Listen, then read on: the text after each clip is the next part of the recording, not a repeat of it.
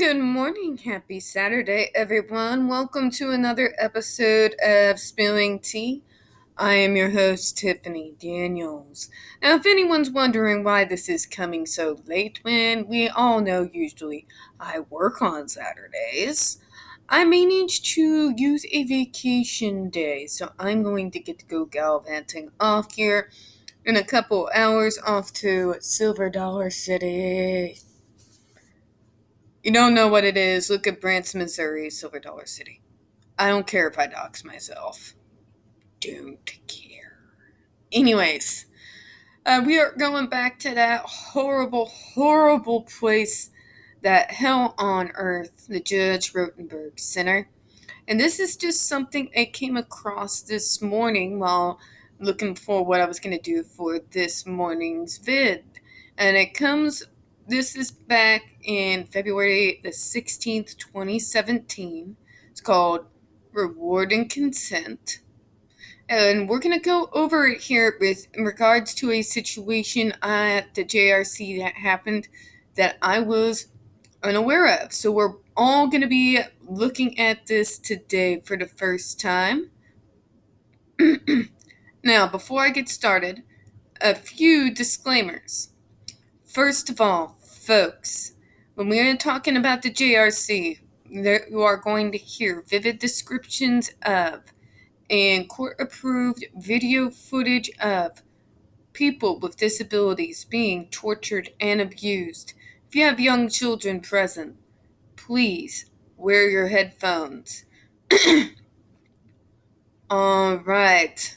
Oh, yes, and also, I need more caffeine. Also, folks, you will find the link to the article we are going to be reading today, as well as other pertinent links to the Stop the Shock campaign, and as always, the change.org Shut the Judge Rotenberg Center Down petition in the description. Alright, so reward and consent is an ethical cognitive behavioral teaching method. This blog about behavioral ethics makes it clear that applied behavior analysis is highly coercive. It shows little concern for any dignified dissent of its human organisms.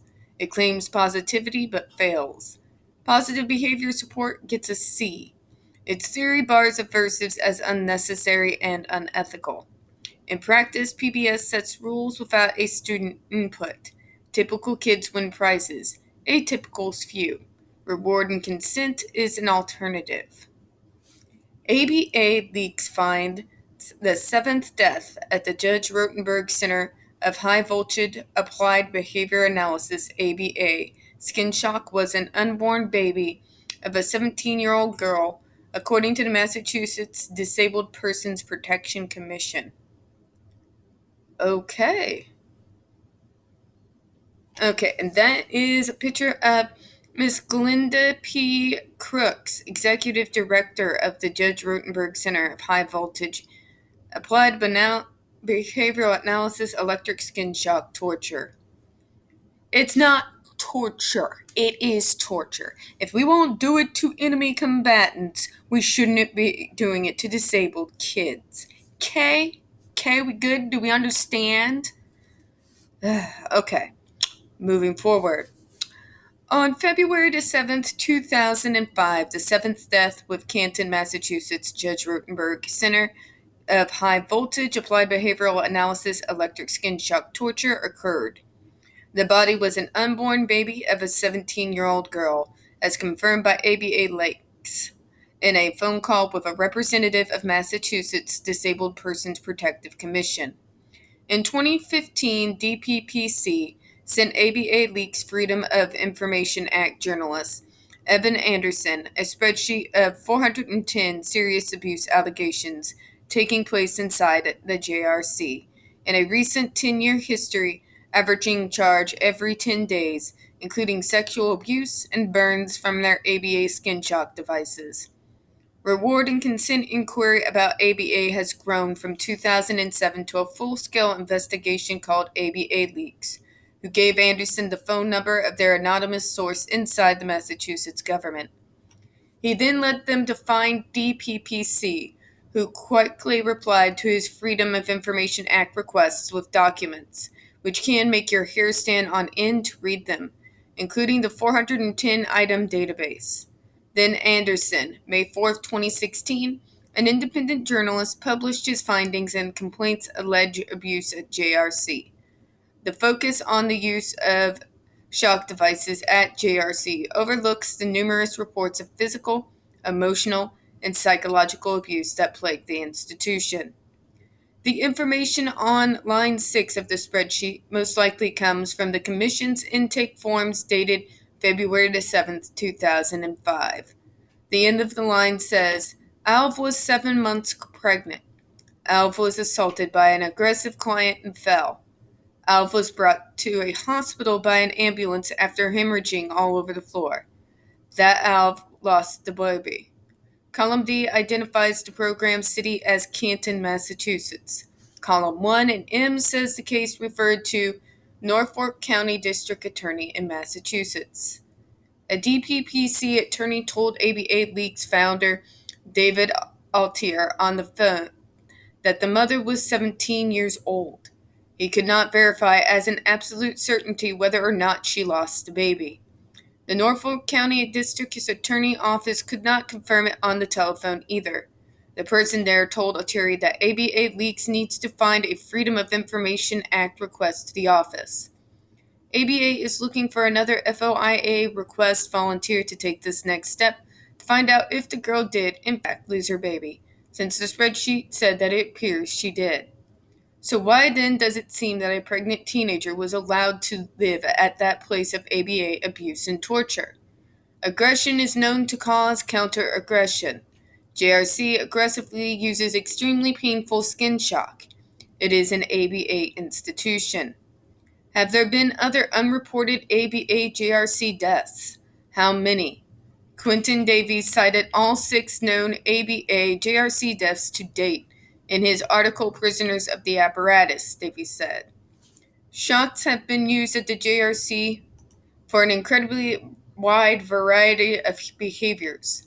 Although the JRC claims that the intention is to stop self-harming or violent behaviors, it has also shocked students for many other things, including involuntary body movements, waving hands, blocking out sound overstimulation by putting their fingers in their ears, wrapping their foot around the leg of their chair, tensing up their body or fingers, not answering staff quickly enough, screaming while being shocked, closing their eyes for more than 15 seconds, reacting in fear to other students being shocked, standing up, asking to use the bathroom, raising their hand, Miller, propping their own pimple, leaving a supervised area without asking, swearing, saying no, Alhern and Rosenthal 13, stopping work for more than 10 seconds, interrupting others, nagging, whispering, slouching, tearing up paper, and attempting to remove electrodes from their skin, Ahern and Rosenthal 20-21. Additionally, students are shocked for having 5 verbal behaviors in an hour. These behaviors can include talking to oneself, clearing one's throat, crying, laughing, humming, repeating oneself, or inappropriate tone of voice. A former JRC teacher recalled how one girl, who was blind, deaf, and nonverbal, was moaning and rocking. Her moaning was like a cry. The staff shocked her for moaning. Turned out she had a broken tooth. Another child had an accident in the bathroom and was shocked.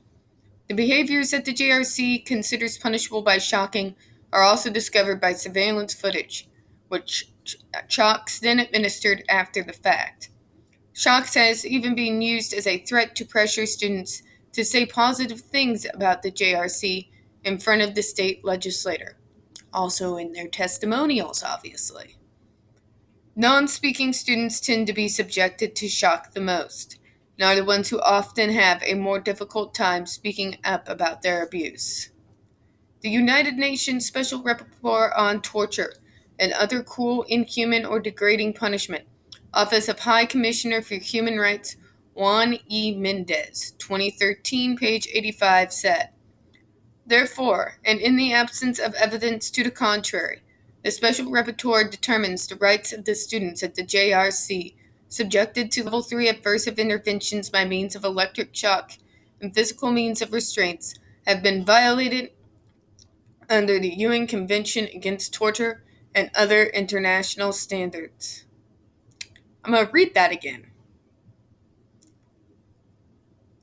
Have been violated under the UN Convention Against Torture and other international standards. Just a few dissenters who don't understand my ass. Altieri first published April 29, 2017. ABA has a terrible timeline and it will never be published, and here it is. Okay, these are just all related links. So this is an incident that I had no idea about. I've heard rumors. There was a rape that had taken place at the JRC some years ago. It's just since then, and I started doing these videos, it's all traces of the articles that was done on the incident seem to have completely disappeared. But you do see them mention it a little bit about it in this article. So that just adds another layer to what these guys are guilty of. So, more information, another incident for you. And so, guys, does this mesh with the propaganda that they show you? No, it doesn't. They come to their court cases in their overly expensive suits and their over soft talking baby voices that might make me want to dig their hearts out with a spoon something. I try to not be violent, but when it comes to these fuckers, I tell you.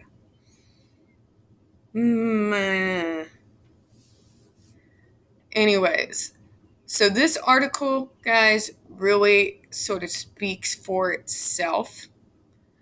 I'm going to, of course, like I said, include it in the description for you all. And that's all I got on this video for this morning. Now, I might have another one directly following this. Hopefully, if I'm able to get the time, we shall see. I do appreciate your time this morning for this one. And as always, folks, we here at Spilling Tea hope you have a good one. Bye-bye.